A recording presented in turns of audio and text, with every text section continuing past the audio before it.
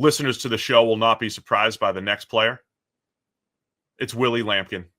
Yeah. Offensive weapon, UNC. Got to highlight Willie as a sleeper. Yeah. I mean, look, he's the guy where if you watch any tape that involves that offense, he jumps out. Like if you're watching opponents, if you're watching anybody on UNC, Willie Lampkin is consistently standing out as a positive influence on the play. And he's doing this he's my height, right? He came in at 5'10" and something. I don't think he even made it to 5'11", and then like 280 pounds. So he's 5'10". wildly undersized, but he's got a freaky body type because his wingspan is that of like a 6'6" person. So did you hear the other day Jason Kelce talking about the players that gave him the most problems, right? And he was like, obviously Aaron Donald is a freak show, but he tends to rush over the guard. So thankfully didn't have to deal with him that much. And then he was like, Dexter Lawrence is, insane, right? The size that he brings and how good he is. And the third player he singled out was Poona Ford, because he said, okay, I am an undersized center, right? So I'm relatively short, relatively small. So I can get under guys, but Poona Ford is shorter than me and has longer arms than me. Those two things put together negate every advantage I bring to the table. So I found him as a specific nightmare from my skill set. Well, Lampkin is bringing that effectively from the other side of the ball. He's short, but he's got a ridiculously long arm. So he is a natural leverage monster. And you saw it during the Senior Bowl, right? He's this tiny guy relative to all the guys he stood around, but he gets under and he's going up against these monsters on the defensive line, Deion Walker and Farmer, whoever else was there, the monster nose tackles that were in front of him, and they're not moving him. They outweigh him by 60, 70 pounds, and they're not winning because he's got the leverage advantage over them. I was gutted, to be honest, that his kind of measurements and our workout numbers were as bad as they were. I was hoping, we could pair some Jason Kelce short shuttle numbers or whatever and really go to bat for the guy. But man, between the tape and just seeing him operate in person, I'm definitely going to bat for Willie Lampkin. If I need a center and I don't need him to be, specifically if I run any kind of zone volume, I want this guy on the team. I was surprised by those numbers too, by the way. He looks quick on film. I mean, he doesn't look like Kelce. When I used to describe Kelce, I mean, he looks like a linebacker running in space. Jason Kelce, looks like a completely different athlete. And there's a few, Tyler Linderbaum, completely different athlete when they, on the football field. But I thought Lampkin looks athletic.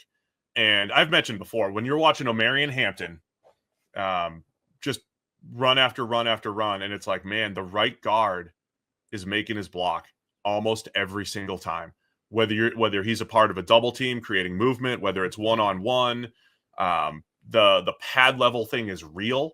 Now, the only comp in the NFL is Aaron Brewer.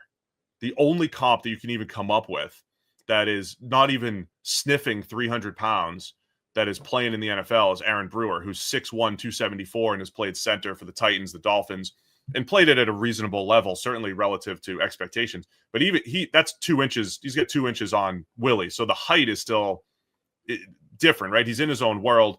Lance Zierlein was one of the first people to really highlight Willie Lampkin as I don't know what to do with him as a prospect, but get him playing fullback and just get him as your sixth offensive lineman and do some stuff with him. So I think at the very least do that, right?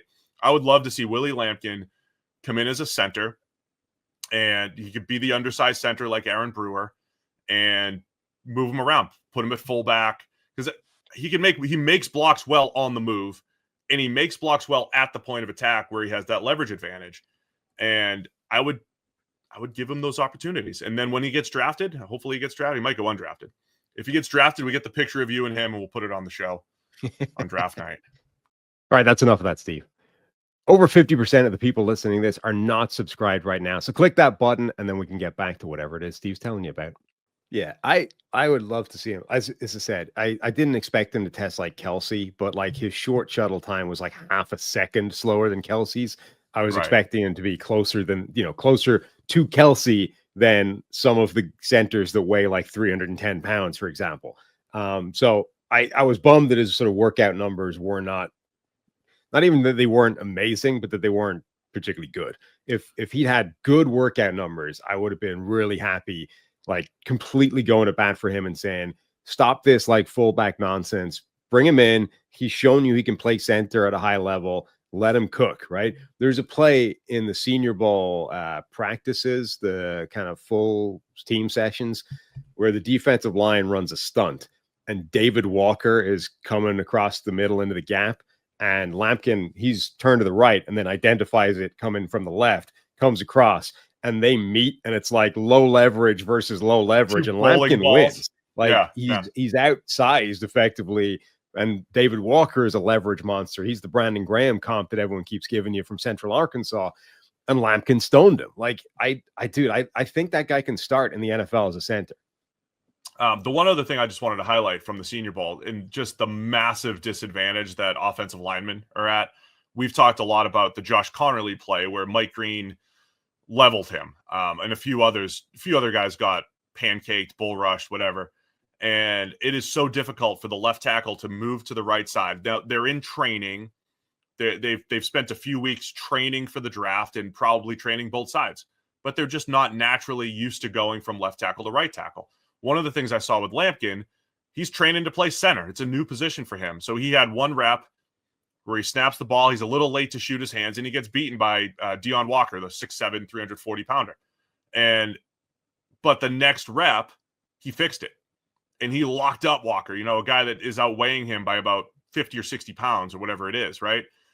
So that's what's intriguing to me, right? So when you have guys who are natural played guard and then they're learning how to snap and block at the same time, when the defensive linemen are used to moving around, right? They're used to rushing from both sides. They're used to rushing from both sides of the center or, both sides as a three technique.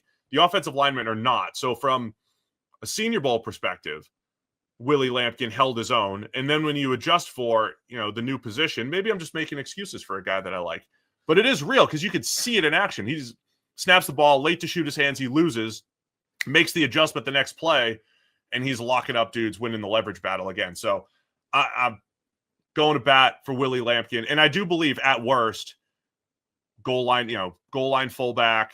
Maybe he's a backup on the interior of the offensive line, but a goal line fullback or a guy that you can, create packages around or whatever, because he does block well in space, even if the times weren't great. So he's a classic example of like, dude, I just want that guy on my team. Like generally speaking, I think a lot of teams get to day 3 and they're just chasing athletes. He's the other type of guy I think you can chase. Like, okay, we'll chase a freaky athlete that, hasn't done it, or a low sample size, or, there's reasons or whatever that he's not a top prospect. But also, like, let's chase on day 3. I think you can chase some outliers like Willie Lampkin and say, okay, there's a lot of things that don't tick the boxes, but the tape's awesome. Like, he's actually got the most important part of the prospect profile ticked, which is the dude's tape is legit. I like your thread that you have on Twitter, the guys you just want on your team. Have you properly added Willie to the list yet? I was literally just thinking that just a second ago when I was saying that. I kind of assumed in my brain that I already had, but I actually don't think I have. I'm gonna have to check get him out that there at some point. Thanks for watching all the way to the end of our video. For more great content, click here to subscribe and here to watch another video. We'll see you again soon.